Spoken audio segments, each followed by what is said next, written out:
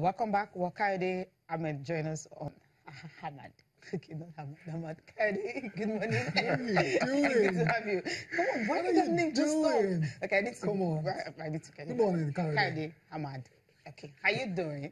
My name is Kayode Ahmed. Yeah. Great to be here on the show with the world famous Cecilia Omoregbe and Tayo Salami. Interesting, right? Tayo Salami. Okay, let's get on with the show. Let's cut to the chase. Let's start with the list. NBBF released a 12-man roster for the 2018 Commonwealth Games in the Gold Coast, and Captain Ike Diogo, the leading that particular team to Australia. Ike Diogo is on that list. And there's also Uchenna Uruegbu. Uruegbu sounds familiar because younger sibling to Ike Uruegbu. There's also Dong Eli Abraham is on that list as well to Cecilia. Azuma Dike, you talked about the local based players. Azuma Dike, Dong Eli Abraham, Olatunji Olalekan Graham is based in the USA. Ofuegbu Uchechi Chima is also based in the USA. You also have Musa Usman Abdul Wahab Yakubu. You also have Tifano Silvanos from Golden Bay Bulls.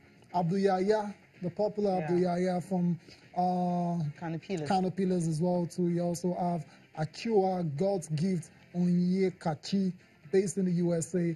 Orizu Prince Ifeanyi, based in the Philippines. So that's a 12-man list. Those are the 12 players that will represent Nigeria at the Commonwealth Games. And Kayode, your reaction to this? Well, it's a nice miss, looking at the fact that you have experience in Ike Diogo. Right. In 2015, he was injured, but last year he particularly covered himself in glory at the AfroBasket. And with the likes of Abdul Yahya, who has been there, done that on the local scene, represented Nigeria at the FIBA Africa 3x3 Zone 3 Championship in Togo, and the likes of Musa Usman, Abdul Yakubu, and Azoma Dike, another veteran of some sort. So I like the fact that there's a blend of local-based players who are quite exposed and the best of international players, led by Captain Ike Diogo.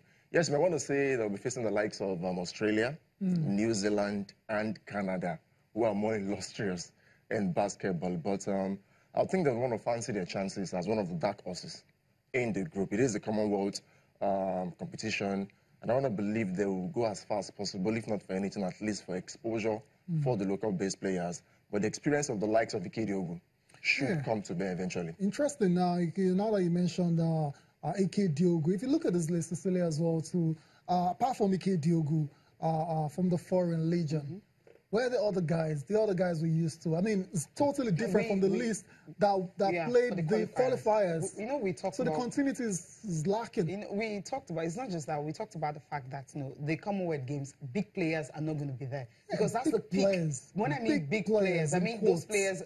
Okay, in quote, whatever we're it's in, big, if you're playing regularly at your club, and the club depends on you to give them the result, I'm not sure they will let you go. They'll let you go, because of the timing. So it's April, and if you're looking at that April, first week and second week of April, 4th to 15th, that's the Commonwealth Games, and that's where you have most of this season. The playoffs and all that is ongoing. And before they even get to the playoffs, I mean, they need a good result. And if you're playing for a particular club, there's no way they will let you go. I would have fancied more of the local-based players for the Commonwealth. But if you check more of the local-based players, when did the league end last season? I mean, they're not in season. It's season. I understand, but so how do you do it? It is the national team. You know, you're preparing for the Commonwealth Games and keep them informed towards this competition. They've been training. They actually have been training, but you need a blend of experience for guys who've been there, done that internationally. But if and Ike Diogo offers that. If they're not available, yes, you can make do with the local-based players.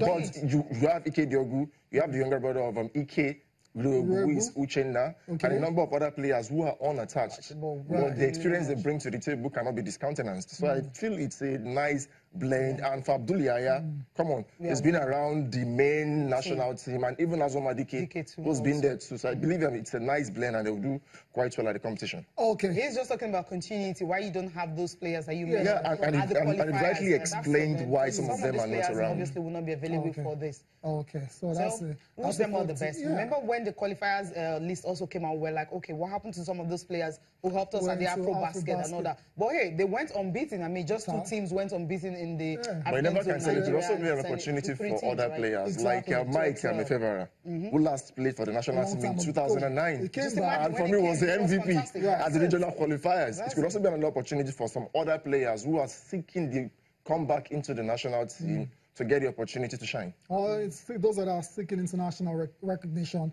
as well.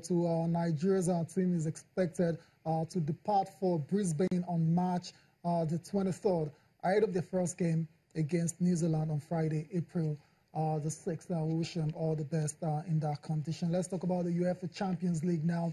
And that one is getting a lot of reactions from all across the world, and even in the studio and in the newsroom. Everyone is talking about this one. And in case you just missed that match, this is how it went down between Sevilla and Manchester United. Manchester United, they're out of the competition after losing by 1-2 against Sevilla at Old Trafford. The other matchup of the night was between AS Roma and Shakhtar Donetsk. That one ended 1-0 in favor of Roma. Roma advancing to the quarterfinals on away goals rule. But for obvious reasons, the United and Sevilla game is going to get us talking Definitely. a lot. I mean, the reactions have been crazy. And Cecilia, let me let you start on this one. Why?